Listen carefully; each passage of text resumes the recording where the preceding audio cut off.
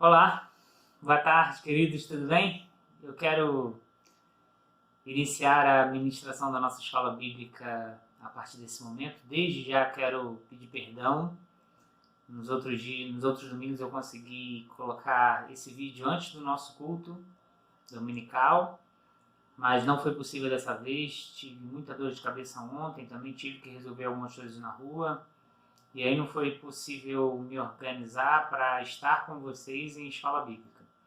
Só que agora a gente pode, eu quero, junto com você, louvarmos a Deus, agradecermos o seu nome e estudarmos a palavra. Estamos na lição 8 e o título da lição é Elias e a oração de fé. A gente está utilizando a nossa revista Gente de Oração. A gente também está usando como apoio a Bíblia Arqueológica, com a tradução na nova versão internacional. Também estamos utilizando o novo comentário da Bíblia, que foi organizada por Davidson, e acho que é da Nova Vida também. Depois eu confirmo essa informação.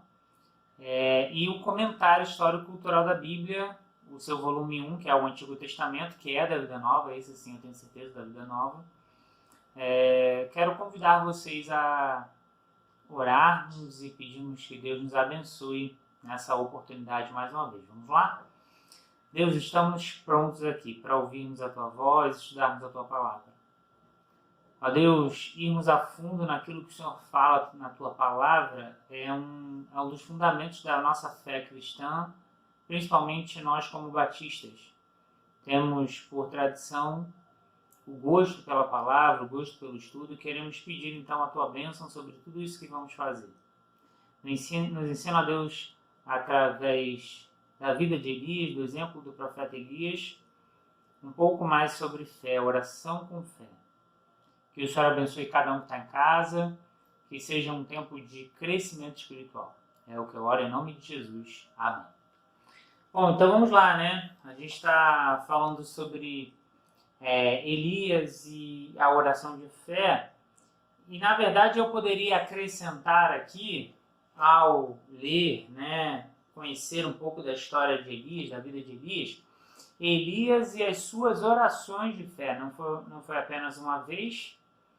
Elias era um homem de fé, se a gente pode assim definir. Alguém muito especial, e muito especial para nós e muito especial para o povo judeu. Elias é aquele cara que reconhecidamente é o profeta. Toda vez que vão fazer alusão ao ministério profético, o nome de Elias é citado. Até mesmo lá no Novo Testamento, quando a gente vê as primeiras aparições de Jesus, alguns perguntam se Jesus é Elias. E nós sabemos que Jesus, na verdade, está como profeta até acima de Elias, mas para o povo de Israel, a figura de Elias é uma figura muito importante. A gente vai ver isso ao longo desse estudo aqui da nossa escola bíblica.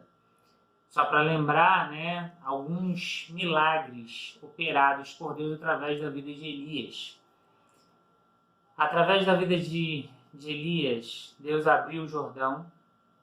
Lembra lá daquela história que ele lança a capa, né, e a capa separa o Mar Jordão, o Rio Jordão, desculpa.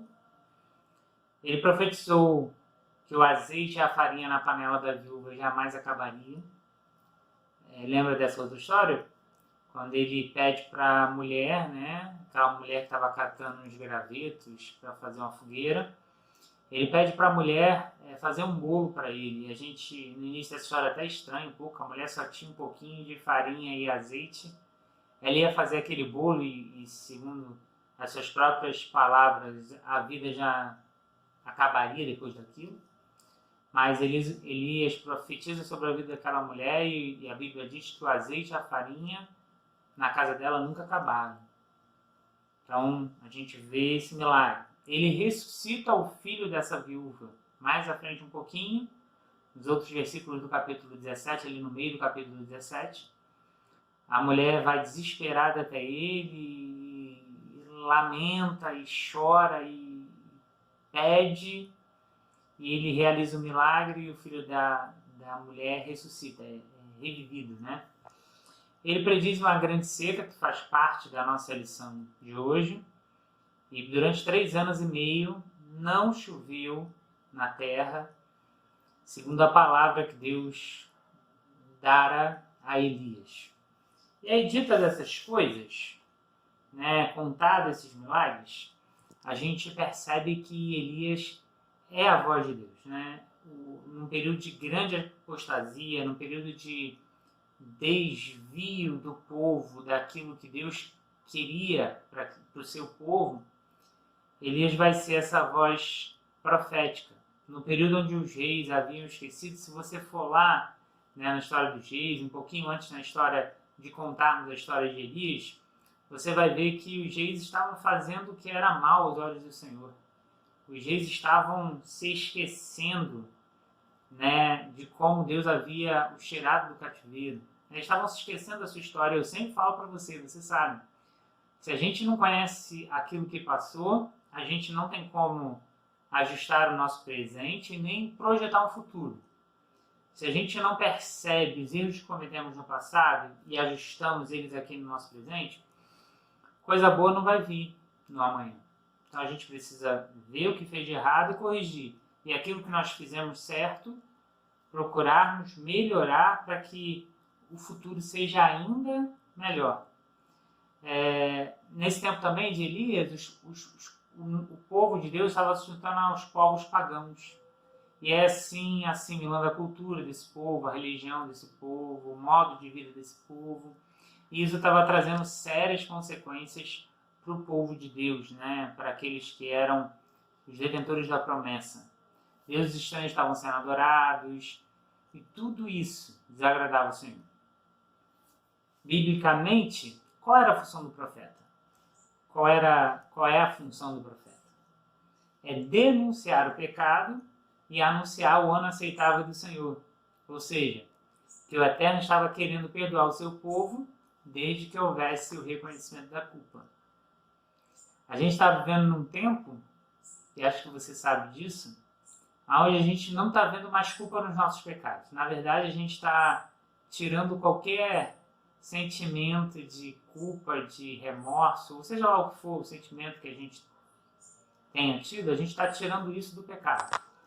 A gente não está mais rejeitando o pecado, a gente não está considerando mais nada como pecado.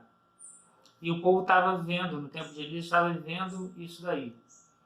E só havia um caminho, e só há um caminho para quando queremos a remissão dos pecados. É reconhecermos que há pecado e pedirmos perdão por eles. Elias estava fazendo isso, ele estava anunciando os erros do povo, estava anunciando que o caminho estava errado e lutando contra aqueles que queriam outros deuses, queriam assimilação de outra cultura. E a gente vai ver essa guerra aí. Na palavra de Deus a gente já vê que se confessarmos os nossos pecados, Ele é fiel e justo para nos perdoar os pecados e nos livrar de toda injustiça. Se você confessar o seu pecado a Deus, admitindo a sua culpa, Ele vai te perdoar e a promessa é que Ele não vai mais lembrar daquilo que você fez. Com Elias, na história de Elias, a gente também vai ver isso.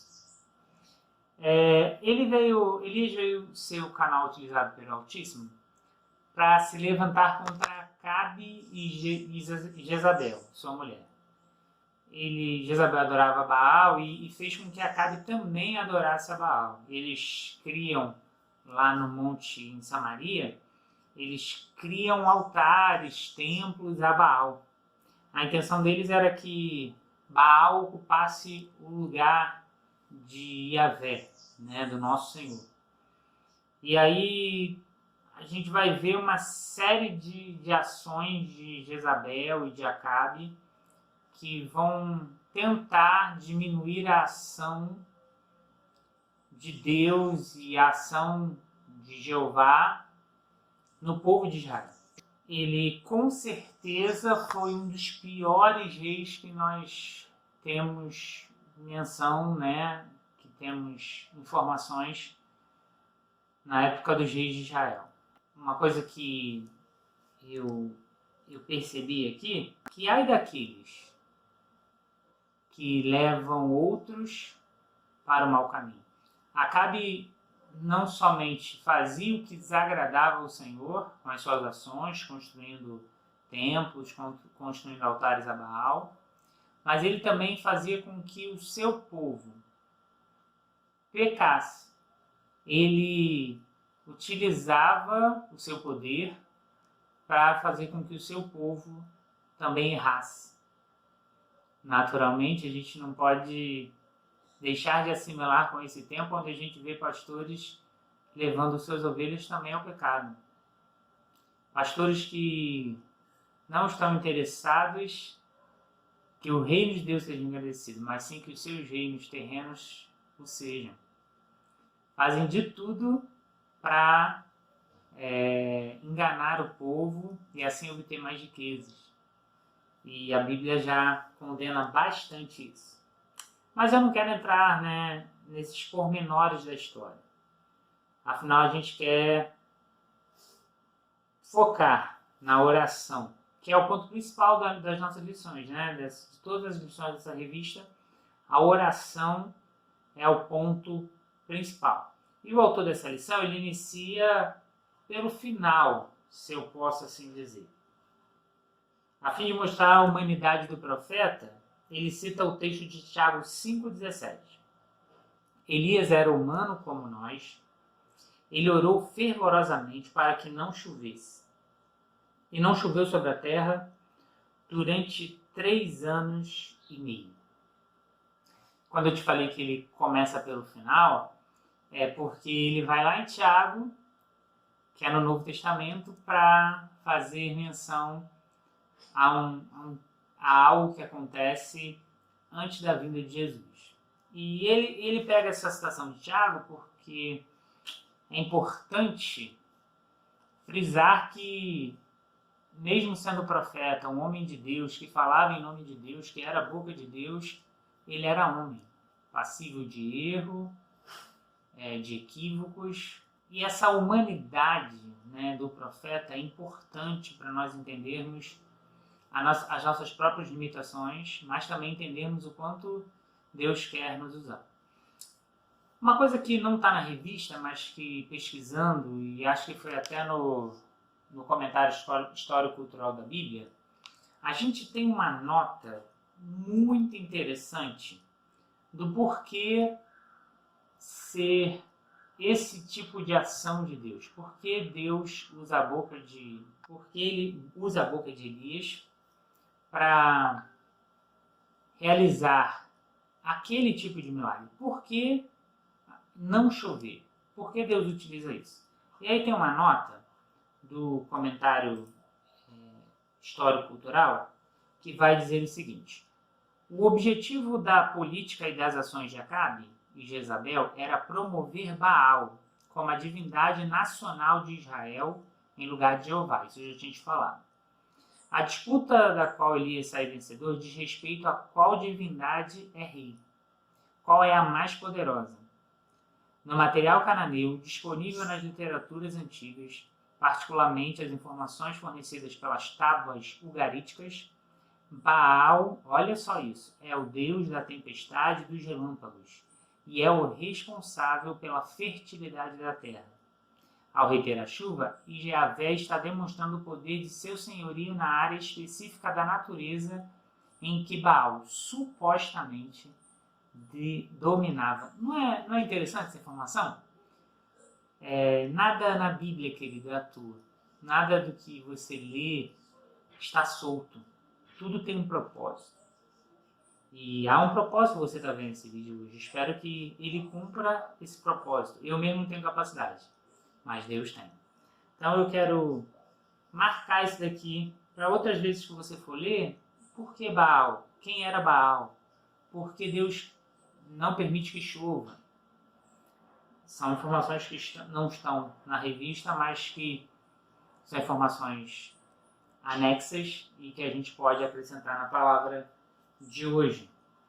Então, há essa escolha, há esse movimento, ele era humano como nós, e é o que eu sempre digo, independente se é pastor, se é apóstolo, somos todos humanos. Temos nossas falhas.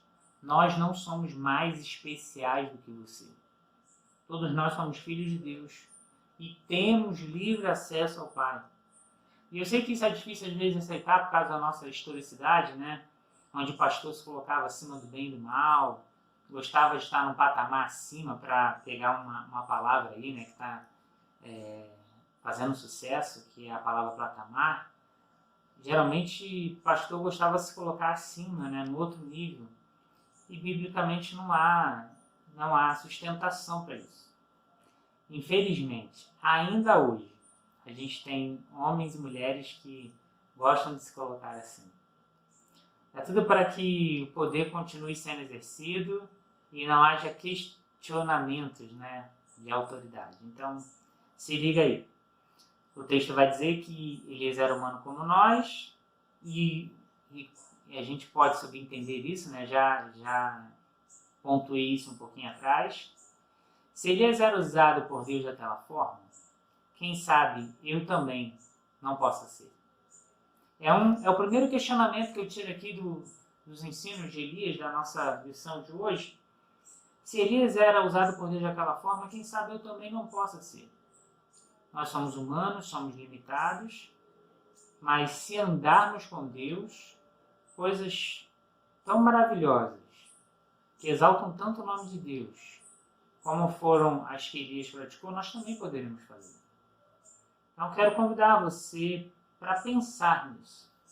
No nosso estudo, o autor ele vai trazer diversas referências bíblicas comparando os sentimentos humanos com os sentimentos que Elias teve, para justificar essa fala de Tiago.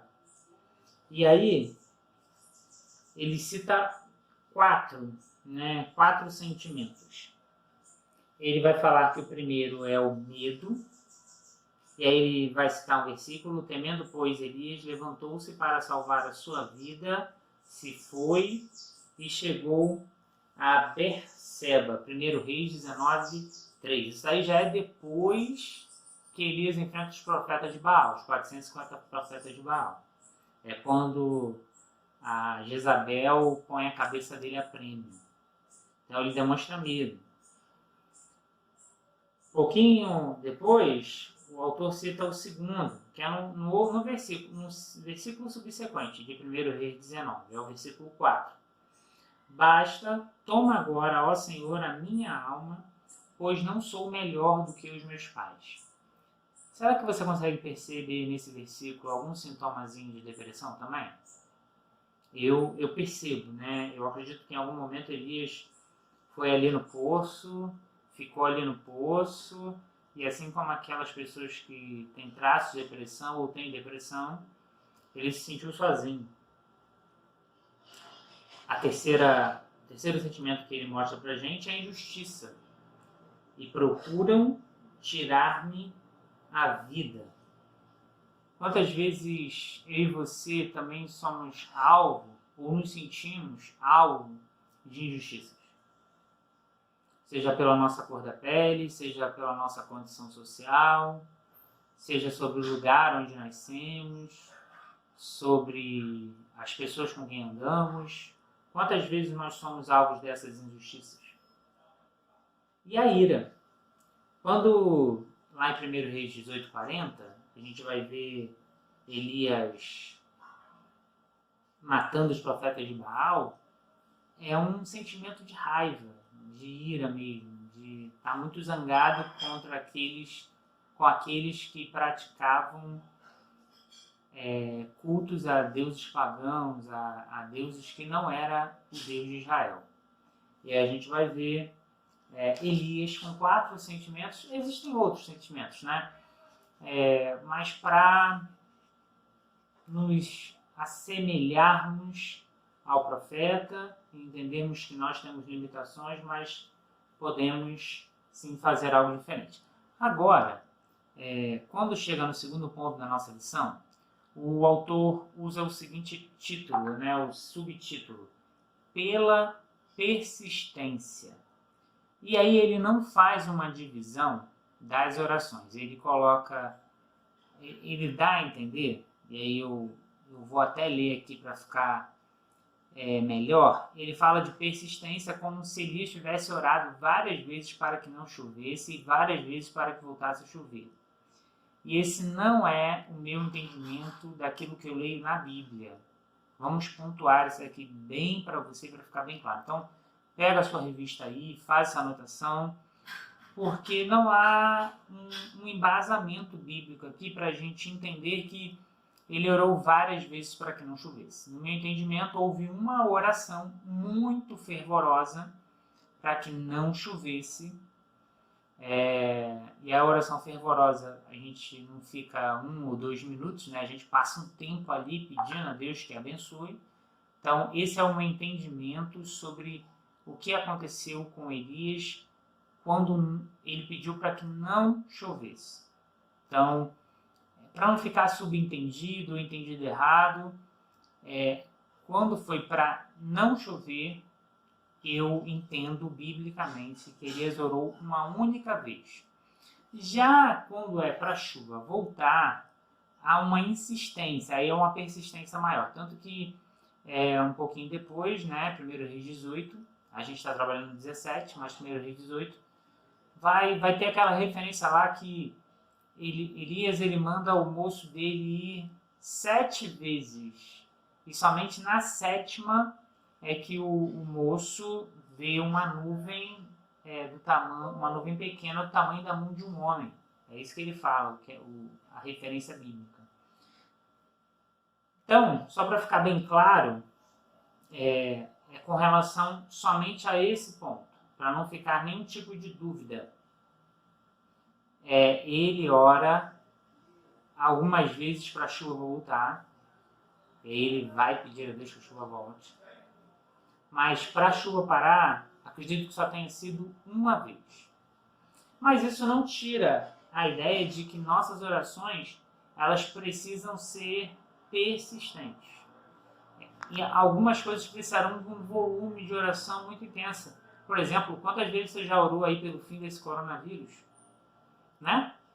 Então, algumas orações vão ser insistentes e elas estão chegando diante do altar de Deus, estão chegando diante do Senhor, e não há por que não acreditarmos diferente. O próprio Jesus vai dizer que em algumas situações a gente precisa de jejum, de orações, e ele usa no plural mesmo, para não haver dúvidas que algumas situações exigirão mais de nós. A própria referência utilizada pelo autor da revista é válida. Em Lucas 18:7, acaso Deus não fará justiça a seus escolhidos que clamam a Ele dia e noite? Continuará a adiar a sua resposta? Então isso mostra pra gente que algumas vezes é preciso que a gente ore em grande volume para até uma forma de Deus testar, né, a nossa fé, ver o quanto mesmo o nosso coração está posto naquilo. Conclusão é que Elias orou com insistência e foi atendido. Ele tinha uma sintonia com Deus e essa sintonia fez com que Deus sempre estivesse com ele nos momentos mais difíceis. Imagina o que foi a experiência de orar, pedir para que a chuva não descesse e isso acontecer. E durante 3 anos e meio, com a sua palavra, a chuva não cair. Que situação, né? Que momento. A oração que produz o efeito desejado é feita por homens e mulheres sujeitos a fraquezas e sentimentos. Talvez você esteja pensando que a sua oração não está sendo atendida por conta de fraqueza, né, alguma coisa. Olha, se fosse por isso, nem as minhas orações seriam atendidas. Nem da pessoa talvez mais correta que você conheça tenha sido atendido. Porque oração é de acordo com a vontade de Deus e não com a condição humana. Porque a condição humana ela é muito limitada. É claro que a gente precisa buscar uma vida mais santificada, uma vida mais íntegra diante de Deus, isso sem dúvida. Mas eu quero insistir nisso. Não é a nossa condição. A gente precisa ter cuidado com algumas coisas, como a orientação bíblica. Não estar em paz com alguém, se a gente precisa pedir perdão a alguém, precisa perdoar alguém. Isso são situações que estão lá na Bíblia e precisam ser observadas por nós mesmos. Mas não é uma vida... Deus só não atende uma vida que está 100%. Ele atende também quando a gente está num momento difícil, ele socorre a gente. Basta apenas que a gente peça. Então, com Elias, eu aprendo que a oração, quando feita com fé, por mais complicado que possa ser a situação, Deus dá a resposta. Antes de qualquer pedido, é preciso que eu e você tenhamos um relacionamento com Deus. Elias tinha um relacionamento com Deus, e você? Bom, eu espero que Deus te abençoe, que Ele continue a falar ao teu coração através dessa revista. Estamos falando sobre gente de oração. E eu quero convidar você a participar do nosso relógio de oração. Se você não está participando dele, coloque seu nome lá para a gente juntos orarmos como igreja, continuarmos a pedir por nossas famílias e por essa situação do mundo. Que Deus guarde sua vida, que Ele te abençoe e te vejo no próximo domingo, tá bom? E se Deus quiser, com antecedência, nós postaremos o próximo vídeo da lição 9, que é de Neemias, jejum e oração.